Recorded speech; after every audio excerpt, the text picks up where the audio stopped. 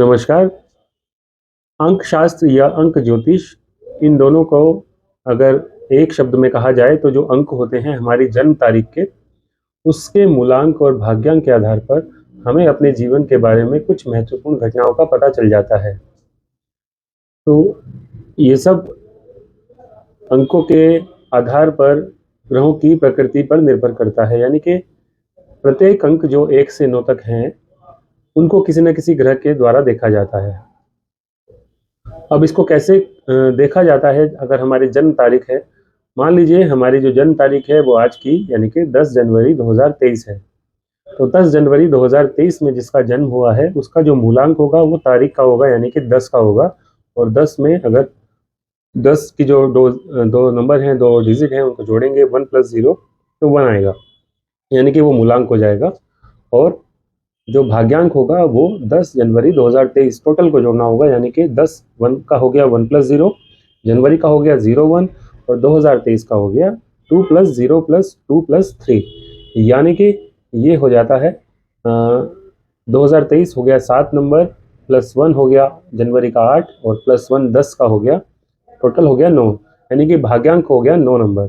तो मूलांक और भाग्यांक की मदद से हम देख सकते हैं कि हमारे जन्म तारीख में जो अंक हैं, ये अंक किस ग्रह को देखते हैं और जिस ग्रह के ये अंक होंगे उसी ग्रह का हमारा नेचर होगा, उसी ग्रह के रिलेटेड हमारा जीवन चलेगा। जैसा कि अगर जो मूलांक का अंक है 1, तो 1 का स्वामी होता है या एक अंक होता है सूर्य का। तो जो आपका व्यक्तित्व होगा इंडिविजुअली, जो आप व्यक्तिगत रूप से होंगे वो सूर्य की तरह होंगे। और जो आपका भाग्यांक आया 9, वो भाग्यांक 9 होता है मंगल का। तो जो आपकी जीवन शैली रहेगी वो मंगल की तरह रहेगी, यानी कि आपकी जो बॉडी फिजिक रहेगी वो मंगल की तरह रहेगी। और आप जो मंगल वाली जो घटना यानी कि ऊर्जावान चीज़ें जो होती हैं वो आपको काफ़ी ज़्यादा लाइक होती हैं। जैसे स्पोर्ट्स में आपकी रुचि रह जाती है, या फिर आप टेक्निकल क्षेत्र में जा सकते हैं जहाँ पर एनर्जी से रिलेटेड काम होते हो, पावर से रिलेटेड काम होते हो। तो इस तरह से हम छोटे-छोटे उदाहरण से देख सकते हैं।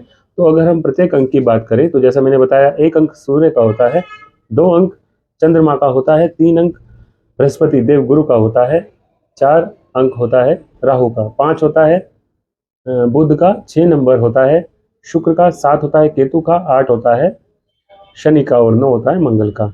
तो अब इन अंकों की सहायता से हम देख सकते हैं किस तरह की प्रकृति रहेगी। जैसे एक और एग्जांपल ले लें तो अगर मूलांक 2 आता है तो चंद्रमा 2 का अंक होता है, यानी कि चंद्रमा का जो अंक है वो 2 होता है।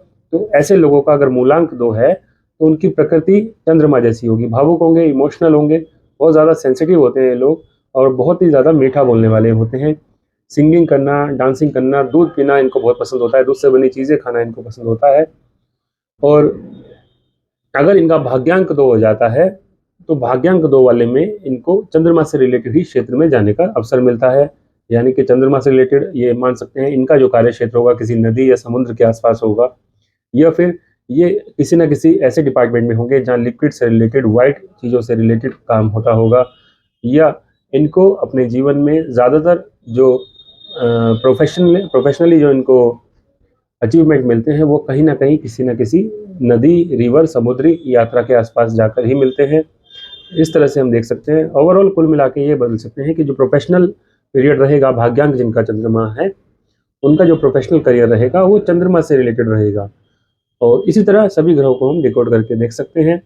और इसमें एक चीज़ और कि जैसे कि मूलांक और भाग्यांक हो गया, इसी तरह वर्षांक भी हम देख सकते हैं। जैसे कि इस वर्ष 2023 का वर्ष जो अंक है वो चल रहा है 2 + 0 + 2 + 3, यानी कि 7 नंबर जो है केतु का। तो हमारे भाग्यांक और हमारे मूलांक दोनों से कितनी मित्रता है हमारे वर्ष के अंक की।